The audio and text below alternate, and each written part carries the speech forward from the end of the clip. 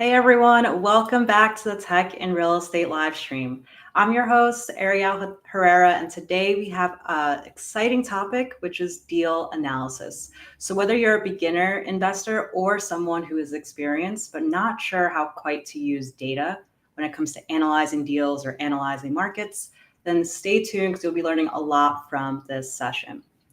So for those that are tuning in, please let me know where you're coming in from. And this will be a very collaborative live stream. So, hey, Renee, good to see you here. I'm going to kick it off by sharing my screen here and let you guys know what's going on in my world. I hope everyone had a great Thanksgiving, was able to enjoy some time with family, and now getting back into real estate.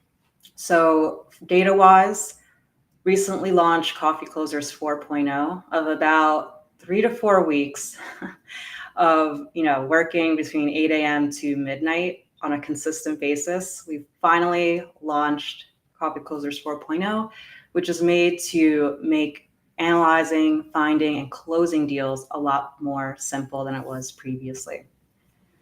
I'll be working on tutorials for this to make it easy to understand. And next week, we'll be going to Mexico to finally close on the condo. It's been taking quite a bit of time. My mom's coming with me, and we'll also be catching up as a group, Liam and Maddie, the other co-founders of Coffee Closers, where we'll be kind of diving into what we want to be doing for Q1 of 2025. And today, the main event is twofold. So I'm going to go over how to analyze deal, but this is also kind of an AMA. So ask me anything that may be crossing your mind today in real estate.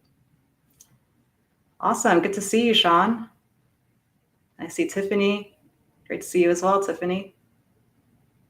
You have folks from California, Alabama, and Texas, a good variety. Great. So when it comes to real estate investing, I usually see it in 5 categories here. So goal setting, which is when you first get into real estate, what are you looking for? Cash flow or appreciation, or a combination of both? Usually this is decided based on where you're at in terms of looking for retirement. If you're in your 20s, usually I suggest more appreciation. If you're someone who's in your mid to late 40s and you're looking to retire soon, definitely cash flow becomes king at this point. Next, to acquire that first deal, you need to do market research of where you're going to actually invest, which usually should be between 2 to 3 markets to funnel down on before you go into property search, deciding to look at properties and then what buy box you're going to set up. Now, where I see everyone get stuck is property screening, right? Like, how do we actually know a deal is good, and how do we do so quickly so we can move on to the next stage, which is either submitting an offer with your agent or sending an LOI if you're representing yourself, say, in a creative deal. When it comes to property screening, this may be kind of a review for some of you, but just to make sure we're on the same page, I see a lot of folks only focus on this first part, which is financials. So by the numbers, does this deal say cash flow? Will I make money per month? There's a lot more to a deal, right? Can you actually add value? So there's a lot of markets that if you were to get a loan today, no property is really cash flow, like Boise, Idaho. But when you factor in potentially adding in a bedroom, splitting a lot, or other factors to add value, you could potentially see a home run deal. Also looking at risks. I see this happen a lot. Folks will look for the cash flowing deal, not really understand the area well, and now their property is next to, say, a pencil warehouse where there's like a smell coming every single day. And I actually did live near a pencil warehouse when I was in Jersey City, so that's why it came to mind. But this risk where then you're consistently getting tenant turnover because folks don't want to live near a warehouse, especially one that smells. So these are all things to consider when you're looking at a property, and of course, exit strategies. I, for myself, love to have multiple exit strategies. So I love knowing that, hey, this property cash flows as a long-term rental. So someone, in the property for at least 12 months because it's maybe appealing to family, military, etc. But I also really like to know that this property is really close to maybe a college or it's close to some sort of entertainment. So I know as a fallback, I could probably do either medium term or short term rental if needed. Cool. So I have planned that I could walk through a particular, I'll do that first. So let's walk through quickly of how I would analyze a deal. And I'll do this pretty fast, but what I'd love is to get your input. So if you could think in your mind of like maybe a market that you're interested in, preferably a major market, that you don't know where to start when trying to analyze the market or analyze deals in that market, please let me know in the chat and then we can cover that one next. Cool. So here I'm on Coffee Closers to give you a brief overview of how I would analyze a deal. So here I'm looking at Tampa, Florida. And as a background, I'm originally from the Northeast, from New Jersey, cold state of New Jersey, with a lot of good Italian food. So back in 2020, I noticed post-pandemic, it was around April, so pretty recently to when the pandemic started, I was like, wow, this is going to be a big shift, right? A lot of people are now working from home. I fortunately was already working from home partially. And I realized like, oh man, if everyone's working from home, people are going to realize like how amazing this is because you get so much time back and they're going to want more of it. And if they're going to want more of it, they're going to want to and have more time. How would they want to spend their time? They're going to want to spend their time doing activities. What are popular activities? Doing things outdoors. So these were all things that started to run through my head. And I thought, there's probably going to be a lot of people moving to warmer climates where they could do things year round with all this free time. So that's when I started looking at cities like Austin and Tampa, primarily because they both had really good tech hubs too that were growing. I wanted to be in a growing city.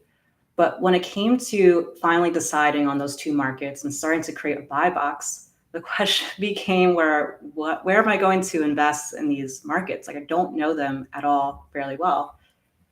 So here I'm looking at Tampa, Florida.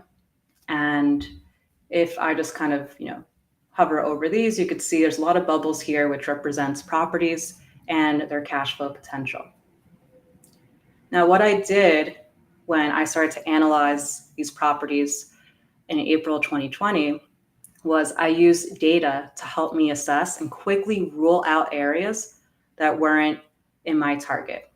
And let me explain that a bit more. So if I'm moving from the Northeast to the South, and in this case, Florida, I wanted to make my move impactful where I can invest in a property as a house hack, rent it out a year later, and then see a lot of appreciation. So what I started to look at were areas where population was increasing, as well as income and those who have affluent jobs. So let me actually click one of these here. So the way you can get data when it comes to real estate, and also just anytime you're looking at economic data, is using the US Census. This is free data that's provided, and they put data on a yearly basis where it's usually outdated anywhere between 1 to 2 years. But this is what a lot of research looks at when trying to decide, say, where to put the next Whole Foods, where is population growing, migration trends, et cetera. So as April 2020, trying to decide where to invest, I start to look at trends, trying to see where is household income, education beating the state marks. So I start to map this out, and I'm using Python when I'm doing this. But I noticed that this data is kind of outdated, which sucks, right? It's like data from 2019, when 2020 is happening, it's way too slow because now we have this whole pandemic that's happened and it hasn't caught up with the stats. So I started to look at was market stats. What is happening in this area? So for example, in this case, when I click this neighborhood, I could see there's 13 listings Median list price is $1.3 million, which, whoa, like, how are people who their household income is 84K affording homes that are $1.3 million? Like, that doesn't make logical sense, right? That's because the economic data hasn't caught up yet with what's happening today. So I started to see these disparities, and then I started to analyze a little bit more. So I noticed that in particular pockets, there was a lot of new build growth. So in this case, the median construction year is 1997. And if I actually zoom into this area, I'm going to take off the map for a moment. So we see this area in Tampa is right by the river, the famous river where Tom Brady took the trophy and just threw it to the other boat, or did he catch it? I forget, but that river. And it's only about 10 minutes from downtown, this what they call Seminole Heights area. So what's happening here, if you see some of these homes, these are homes from like the 1940s, but we saw the median construction year was 1997. So what was happening? Flippers were coming in, and instead they were either revitalizing these 1940s homes or tearing them down and building $1 million homes on top of it, which at this stage, a lot of people from the Northeast were coming down and had that capital to be able to buy $1 million home right over here. All right, so that is a little bit of an overview.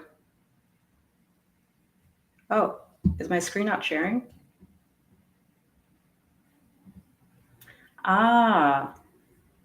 Thank you for letting me know that. It looks like the tab was sharing, but not the screen. All right, so really brief catch up of what I was looking at. I was referring back to when I was trying to map out where to invest in Tampa. Pretty confusing, don't know the area. So I start to look at metrics. I look at economic data, but that's always outdated by 1 to 2 years. So I look at what's happening in the market, what's listed today. I see a disparity between what we see here, household income and median list price. So I know there's some movement happening here. I see that the construction year is 1997. Then I dig in a little bit further, and then I notice that in this little pocket of Tampa, that there's a lot of new build growth and $1 million homes because a lot of influx is happening from Northeast as well as Midwest of the US. That was a really quick 1 minute recap of just what I covered, but hopefully that does make sense in terms of my mindset of how I was looking at a brand new area of where to invest. And thanks so much for that. Then when it came to looking at specific properties, what I was trying to do was actually score properties. So understand how good a property is for, let me try to see if I could switch this tab. There we go. For these 4 categories: for financials, value add opportunity, risk, hold, and exit strategies. So I had in my little algorithm some filters that I was looking at. So for example, homes under $500,000, I could afford a little bit more because I'm going to live in it for a year first as a house hack. And I'm looking for properties where I can add value. But before I get to that, as you could see, it was a little bit better in the past, but now a lot of properties do not cash flow, right, at 7% or more, which is always the target that you want to hit, at least 7%, because otherwise you could just be investing in stocks. So at this stage, when I was investing in Tampa, I was looking more at all of Hillsborough. So let me go back to Hillsborough County. And I'm not noticing enough cash flow. So I'm trying to think, how can I add value? So my next step is trying to understand, can I do one of these 3 things? Can I add an ADU to the property? Can I potentially add a bedroom to the property?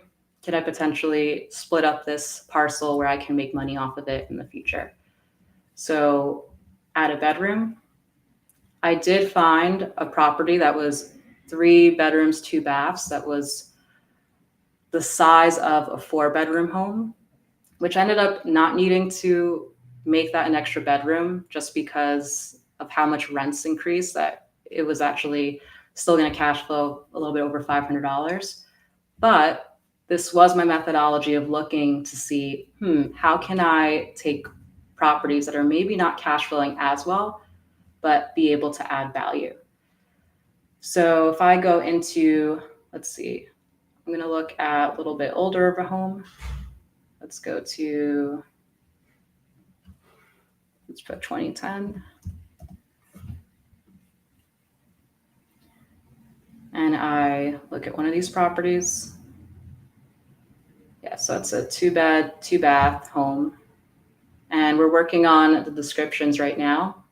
But what I was doing with my metrics was quickly using like Zapier and stuff to just automatically calculate these numbers, right? Not going to waste my time after work running numbers in the spreadsheet. Anyone who tells you to do that may not have a good data-driven mindset there. So I was basically getting alerts every single time a property was meeting my cash-on-cash return. And I had my little filter to know if it was a property that was potential to add a bedroom. Then I was also cross-checking that with the area to make sure it was a location that I actually wanted to reside in. So what I will do at this stage, kind of just walk you through my methodology of how I would go through a market. For realistic example of Tampa, I will now love to go through a market and a property that you are currently searching. So if you want to add in the comments a city that you're curious about, or maybe you're even currently investing in, I can walk through it and kind of go through the full analysis.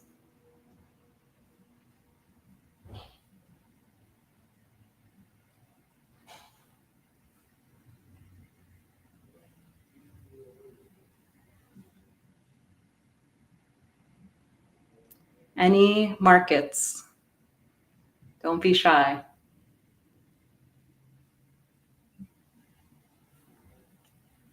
All right. Well, you put me in a predicament where, I guess I didn't switch the tab again. I'll just go over a market randomly. All right. So we have here the intelligent market. Investing in Palm Bay, Florida. Palm Bay, Florida. So I don't know much about Palm Bay. So my first step would be just kind of looking at it. I think I have my ChatGPT here automatically. Let me see if I could just share the entire screen, the entire window. That way I'm not consistently sharing tabs. All right. So the first thing I would do is I go to Palm Bay, Florida, which I did the same thing again. So go to Google, Palm Bay, Florida, and look at where this is on the map. So Palm Bay, Florida looks to be in Central Florida, a little bit close to the water, which of course will be some risk there with insurance.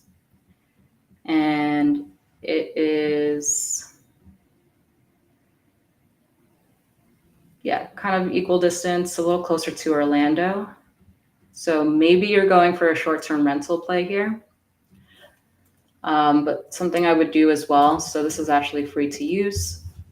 And I'm going to go and sign in here. I'm going to use this as well as Redfin.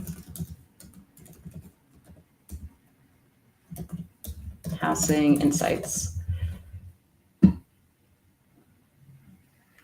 It keeps coming up here because I have it auto set where all my searches are with ChatGPT.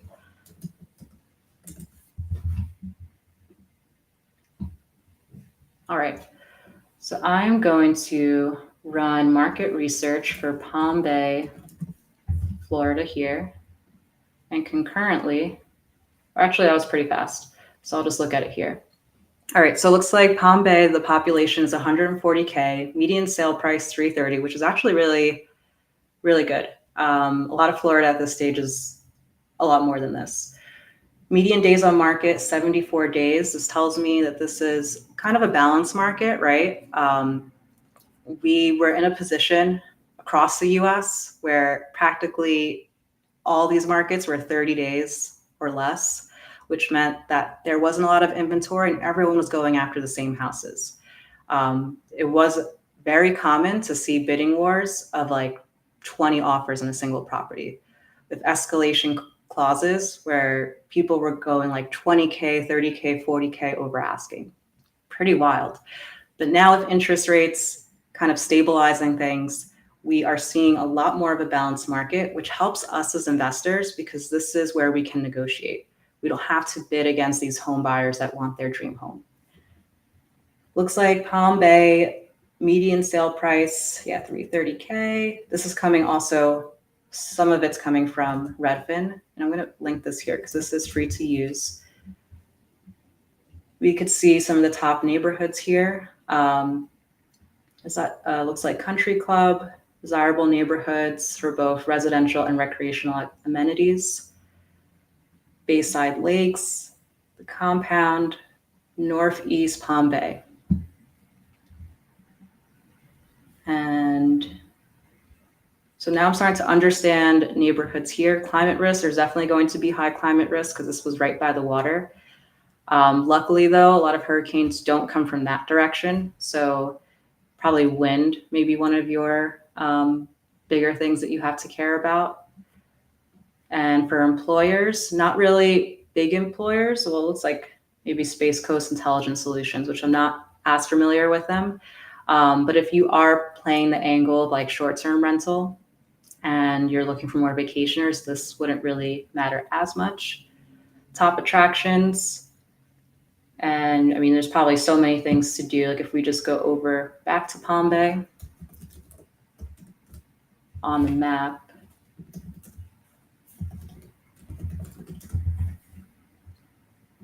And just zoom in. Yeah, we could see there's a bunch of beach parks, probably a bunch of golfing and stuff I can imagine. So plenty to do for those, especially short-term rental.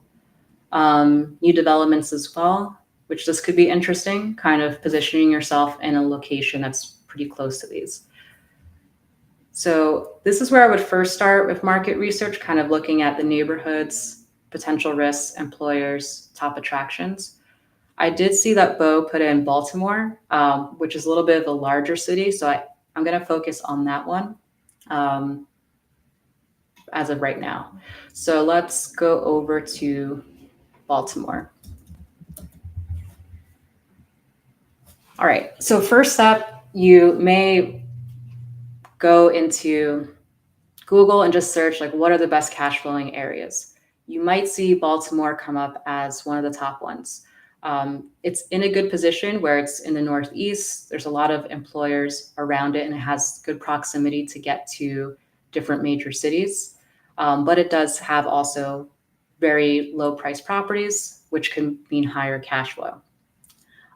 Some of the reasons why prices are lower in Baltimore is because crime is higher, which we could see here. The population is a lot higher than like Palm Bay because it is more of a major city. About 550,000. I like to invest in areas that do have high populations, at least 100K or more, because it usually means there's some stable employment as well. Median sale prices we could see 220K, which is very affordable when it comes to investing and when you look at the whole landscape of the US.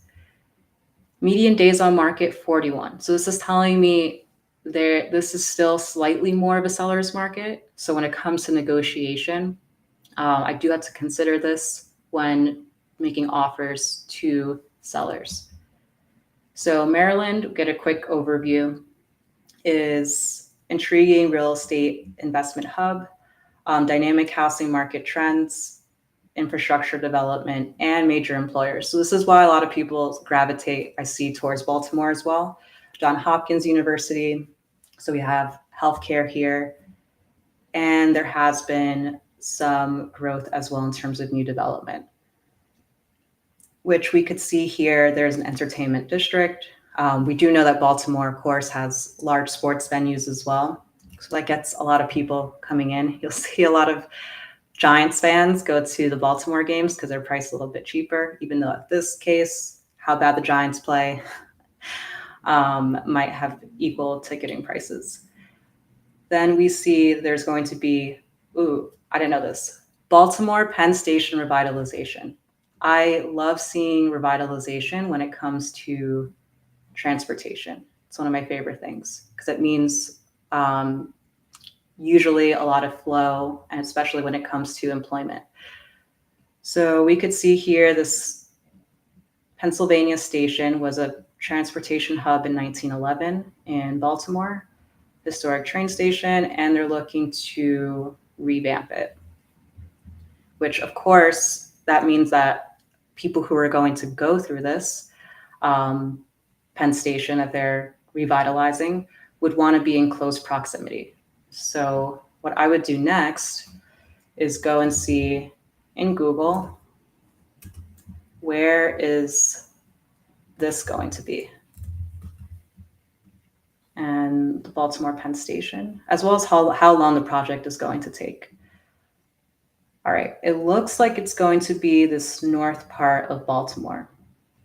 So there's this major highway, which looks to be Highway 82, I think. It's going to be right over here. So maybe this area is one that we want to consider. Also note, when it comes to major highways, for some reason, it's usually there's a very big distinction of neighborhoods depending on what side of the highway you're on.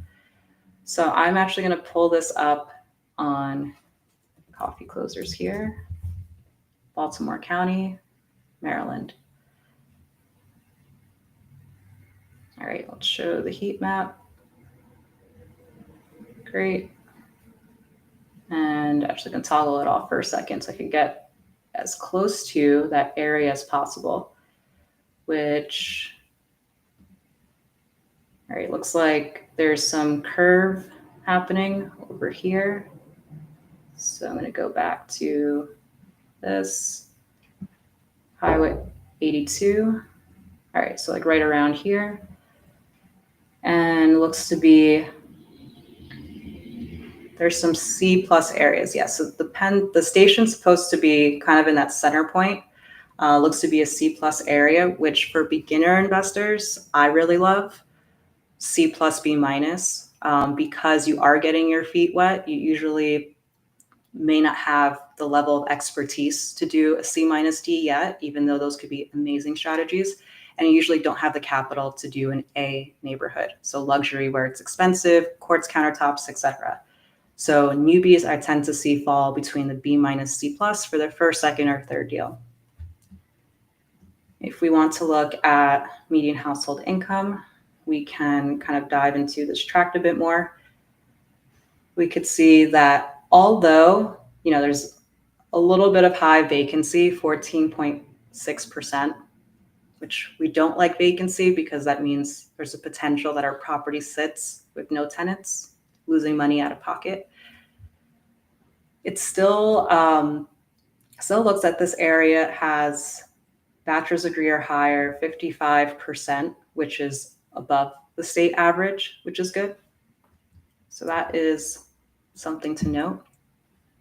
And let's actually look at some of these properties. So I'm just going to toggle this off and reset this. And let's see what deals we can review. I think I might have to, actually I'm in Baltimore County. Just want to look at Baltimore City.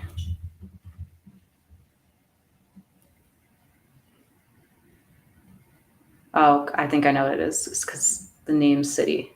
All right, that's fine. I will review that after this.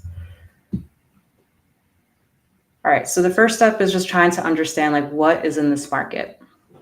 And we could see here that there's, actually we'll want to zoom in over here.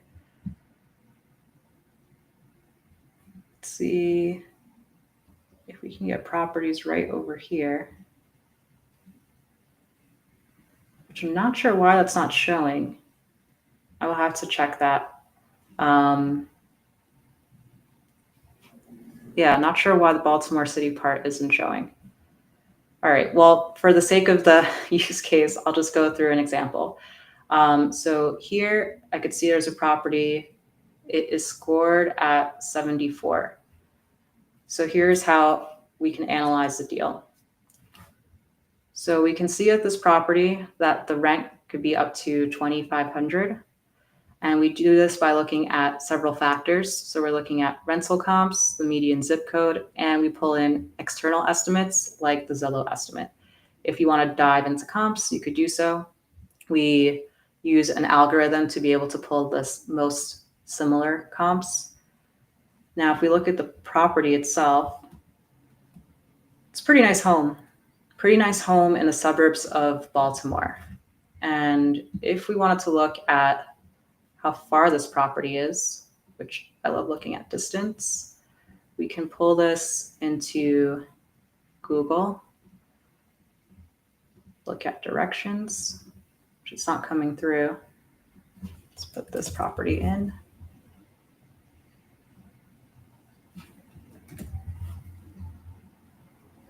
I want to see how far this is from the downtown. So that was called Penn Station, Baltimore. All right, 22-minute drive, that's not a bad commute. If you needed to, say, go over here to then maybe shoot up or shoot down to DC or going up to like New York City. It's not far to get to that station. And then we probably want to understand this area, a bit more, which I think it was right around here. To kind of start to survey the street a bit. It's like a nice area. Things that I'll look at are the grass, see how well kept it is as well. I'll look to see like how many, is there trash on the street? Are there a lot of cars parked on the street? Is there any clear indication that this may be an area that's a little bit forgotten, which doesn't seem to be the case here, which is good. Then I would look to see if there's any tags that are interesting. So here we could see that this property is back on market. If we go to history, we could see here that this property was actually listed for sale, looks like multiple times. So it was listed in, going from last year, November of 2023, $299,000. And they've been pretty stubborn of not going down too much, although it's gone from like pending, contingent, but ultimately not sold. So that's very interesting. This owner, we could see, has owned the property for 8 years and has pretty high equity. Maybe we can kind of pay off the rest of their loan, depending how much it is, and do like a seller finance deal. But there's likely something off. If the property keeps going pending, which the sun is in my face, let's see if I can come up a little bit more. There we go.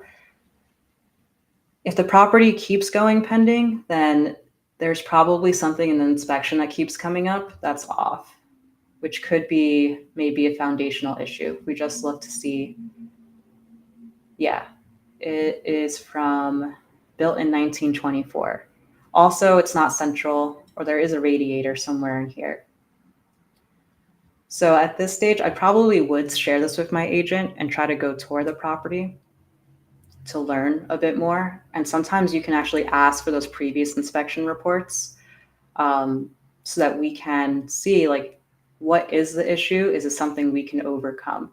And it also looks like the zoning code is R4, residential 4. I probably want to understand what that means. Potentially see if this could possibly mean a multifamily as well. Awesome. So a couple of questions we have here. Other than Baltimore, would you do the Seattle area? The Seattle area is pretty interesting where, because of the ADU regulations and laws that are coming out, they're allowing for more accessory dwelling units. I haven't really penciled the math as much to see how much cash flow does that add on average, but I think it definitely could turn a non-cash flowing property into a cash flowing one. Seattle does have a very strong employment market, of course, which is always a bonus, and has a lot of recreational activities. So I think Seattle could still be viable for investing, depending on how ADU looks like. But they're also very tenant friendly. So you just have to be wary to make sure that you do really good tenant screening and don't fall into a trap where someone, doesn't pay and you probably can't get them out for a year. Great question. And we also have a question from Pablo. What does Voker do? So I showed here previously, which maybe I overwrote it.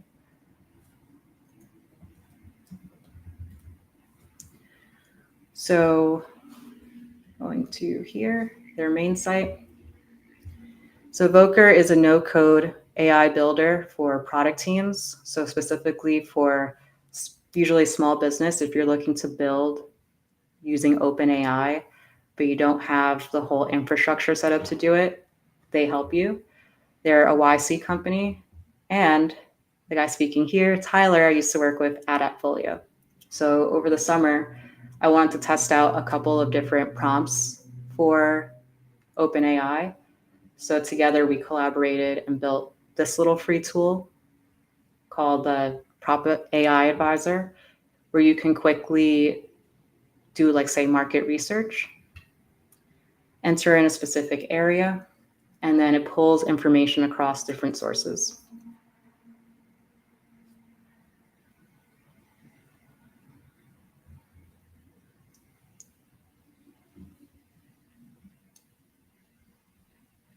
Awesome. Any other questions?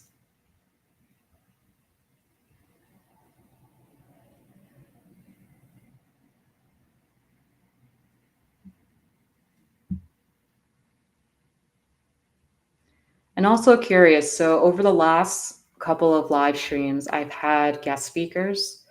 Also curious for those that, if you have attended any of those, do you prefer guest speakers? Do you prefer structure? Would you rather have it more open, or what is the kind of like format that you're looking for live streams? That's also useful to know. What are your best 5 cities for residential property rental in 2025? Best 5 cities that's a great question. It's very broad, depending on what your strategy is. So if you're looking for cash flow primarily, and probably still a lot of the Midwestern markets are going to be pretty big. One of the ones that I like is Toledo, Ohio. So I'll just put this in here.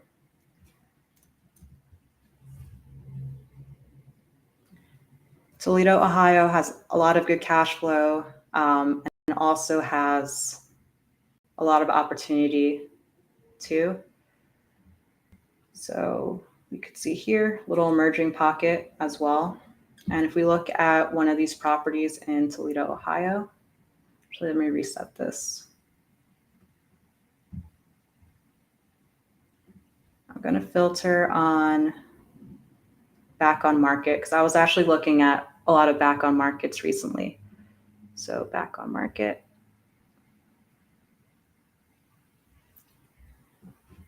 Let's look at this property. So as we could see, this property is 3-bed, 2-bath, 1,500 square feet, about 55 days on market. And if we look at some of the photos here, this is what a lot of Toledo, Ohio looks like. So it's some markets you'll see a lot of like extensive finishes. This is probably close to rent ready, maybe just a couple things that need to be fixed. But yeah, mostly looks pretty good to be rent ready. It says that that's also close to Toledo Zoo, downtown Toledo. But one of the benefits here is just really high cash flow. Really high cash flow, and vacancy rates are pretty low. So 10%, 9% you usually see across these areas, especially in the Midwest. So I like Toledo, Ohio for these reasons, for the high cash flow, still pretty stable vacancy, but we can also find a lot of good, C plus, B minus, beginner friendly areas to start investing in.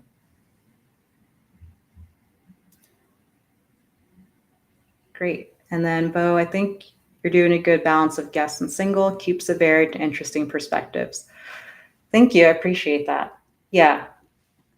If any time you have a suggestion of particular types of guests you want to see, do let me know. Thinking about also having someone who's more in depth of taxes come on in January.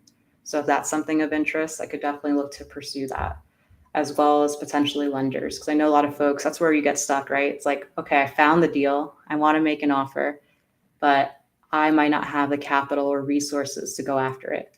A lot of folks will tell you, well, do private money lending, like reach out to every aunt, uncle, or friend and try to borrow money from them.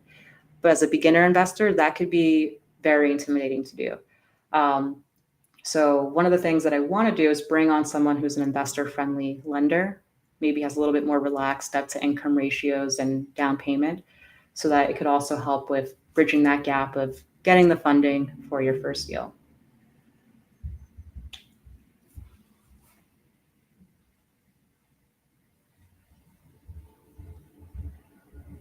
And kind of going back on the topic of where to invest.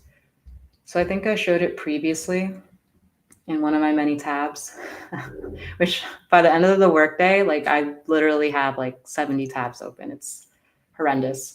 But so we do have this free tool. It's the Intelligent Market Selection tool. If you go to free tools, Intelligent Market Selection, I do have plenty of YouTube videos showing how to get data that relates to this. But if you are new to it, let me just show you quickly.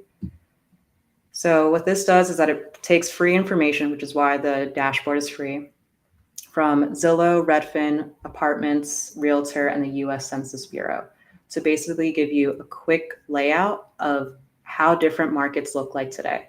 So for example, I could see of the entire US, which is about 3,000 counties, about 1,100 counties we have actual data for, which is non-rural areas, usually where you want to invest as an investor. Median household income is about 69K. Median days on market across the US for these markets is 56. So if you were to look historically, this has been climbing up. Median list price around 303, which is why Toledo, Ohio is great because it still falls underneath this. And median rent 1,500. So just looking at these two numbers, you could see most of the US doesn't cash flow on regular terms. But what's neat is that we've not only pulled the data, but we've also kind of labeled the data as well. What sucks is spending time looking at all these things in silos, like just population, just household income, just rent, just price.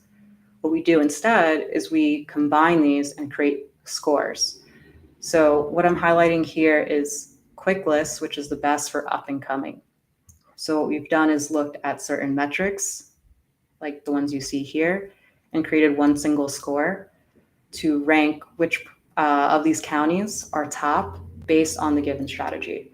So say if you're really looking for cash flow, we do prioritize certain metrics for this score.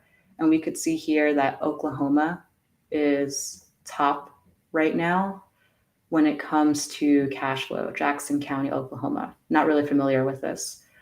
I always do see Louisiana pop towards the top too. But if we look at, let's look at, I think I have population here, or median household income. Oh yeah, I do have population. Yep. We could see that Louisiana does have negative population growth. And I haven't used this in a little bit of time, but there we go. See here, a little bit of negative population growth. So I don't really prefer to steer people towards Louisiana. I think actually Alabama, which is 2 states over, is a pretty good candidate because there's certain markets, especially by Birmingham, where it's not only cash flowing deals still, but also you'll find that there is population growth and employment too. So I prefer Alabama over Louisiana just because of some of the economic stats, but take that for a grain of salt because we are having the new US Census yearly stats rolling out next week. I think it's the 13th. I have to double check, but this will also update this map and all subsequent maps once we get that data.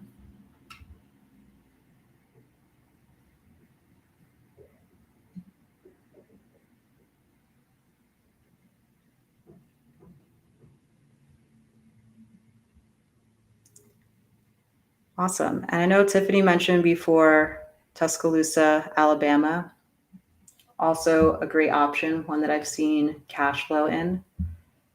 So let's actually imagine that we're looking to look for a seller finance deal in this market. So let's imagine we are investors, we have a little bit more time, we have low capital, so we do fit perfectly for creative finance, right? Creative finance is when you're not going through like Bank of America, you're instead financing this property via the seller. So if you're new to this concept, think of maybe an older uncle or aunt or grandparent where they have been living in the property for 30 years. Usually at this point, they probably paid off the property fully.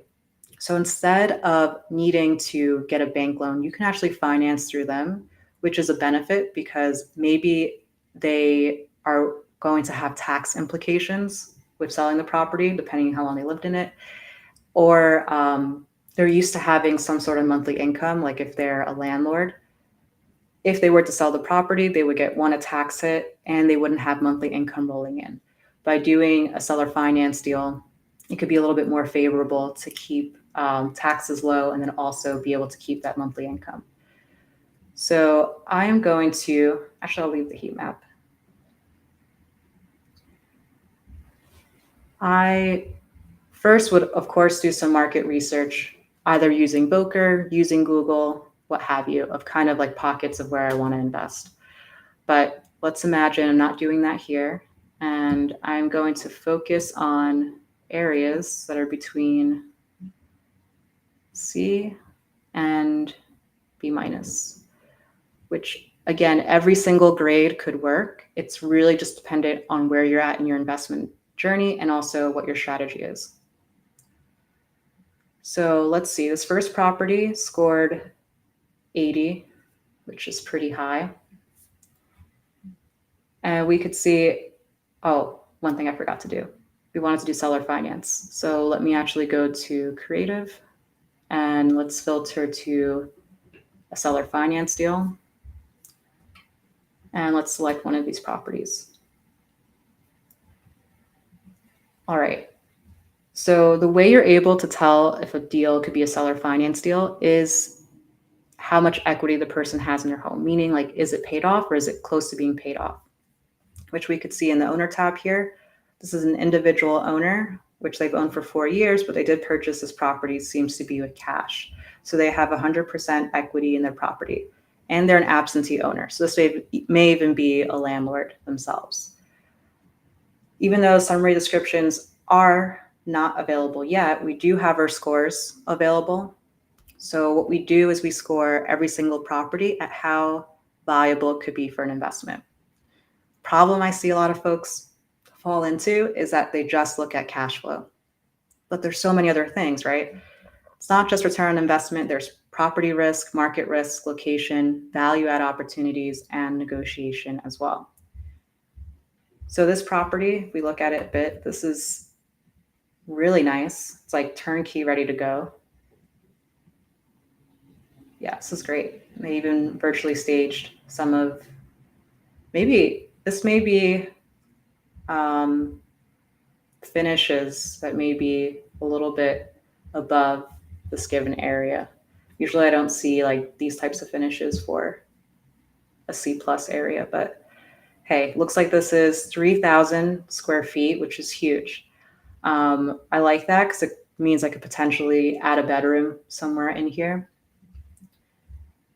And if I look at the comps, they all look fairly strong in terms of similarity score. And for rent, We have downsized this to about 2,500. However, you could potentially maybe add a bedroom. You have to tour the property, but it is fairly large in square footage. But let's be conservative and let's say 2,500 or so is going to be our cash on cash. Well, I like to be greedy. So if I go to optimize a deal here, maybe instead of cash on cash return of 11%, let's see if I can hit cash on cash return of 20%. And I'll leave this as default. So we can see if we want to target specifically just cash on cash return and get it to 20%, that would mean a 5% down payment, 3.9% interest rate, offer price of 315 and balloon in 5 years. So I could paste this into the calculator. I don't need to do any rehab. Monthly costs, I think this is all fine. Management fee could probably be lower, but that's at the default of 9%.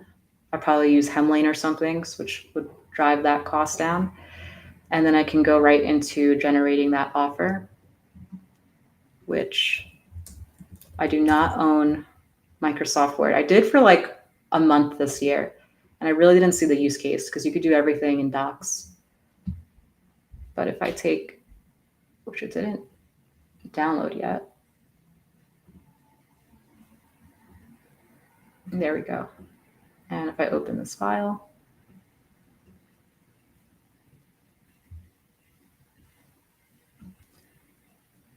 we could see this property, and now I could bring this onto the appointment, right? I can now bring this as a letter of intent to the seller. So this isn't a binding contract like when you go under contract and go into like an inspection period and all these other things.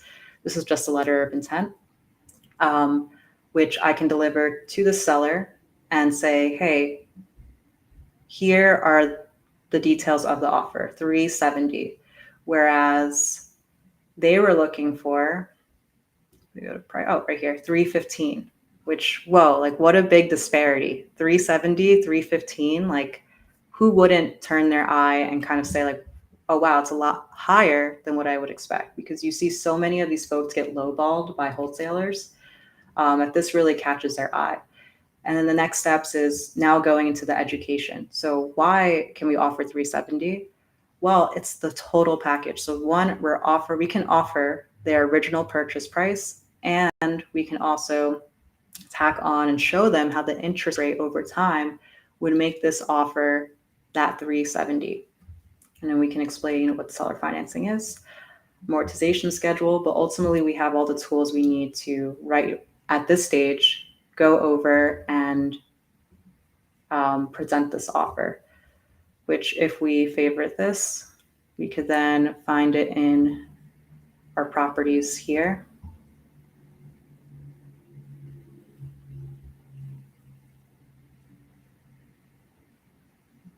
And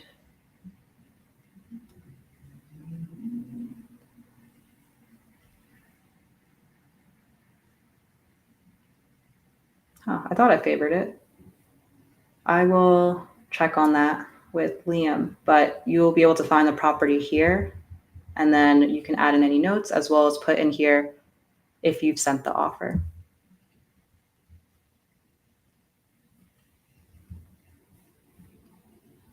Awesome. So yeah, it's a little bit of an overview of markets, some things I would look at, as well as going through some property analysis, which in the book that I did release about 2 months ago, I do go through all of this in a very systematized way in the book of like the exact steps, like 1, 2, 3, 4, 5.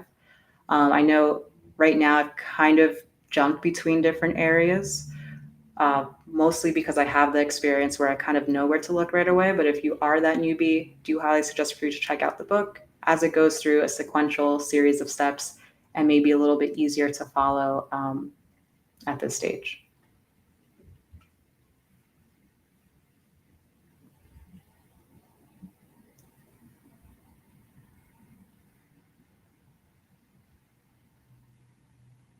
Awesome. Any other questions or things that I can maybe clear up when it comes to deciding like where to target either as your next market or maybe your first market or potentially analyzing deals.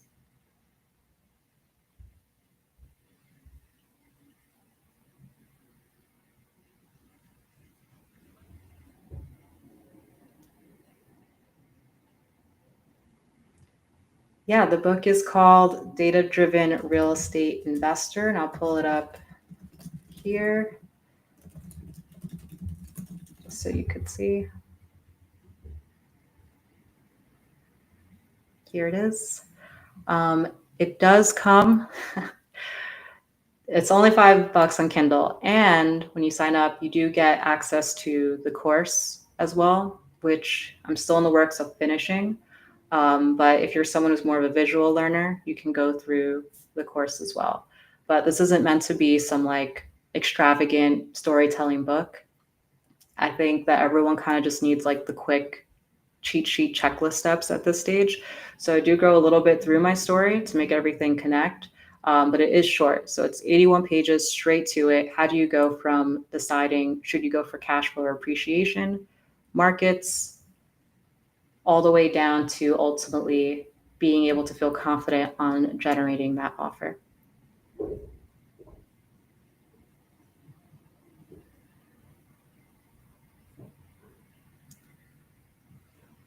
Cool. So with that, yeah, it's been it's been a very interesting last 4 weeks or so.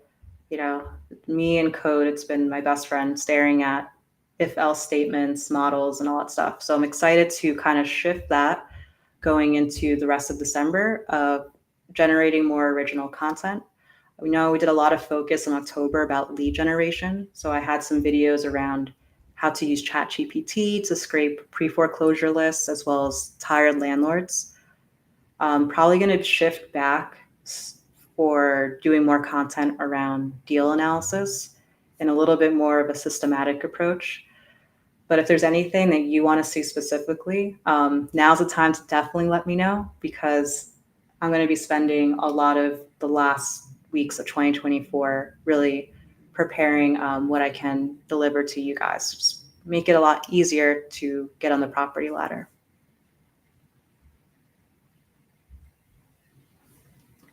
Awesome. So with that, I think I have it here. So next week, as I said, we'll be in Mexico. So we'll not be having a live stream. Live streams will start up again December 19th. Will probably be the last one for the year. I believe so. And it will be myself, Liam, and Maddie. So we'll be going over AI in real estate. And I kind of briefed over some of the features that we've introduced, but we'll be going a lot more in depth in that session. So if you're really looking to kickstart 2025 with acquiring that first or next deal, or you're just curious to learn about how AI impacts in real estate, this is definitely one that you don't want to miss. Awesome. Thanks everyone very much, and excited to see you in 2 weeks.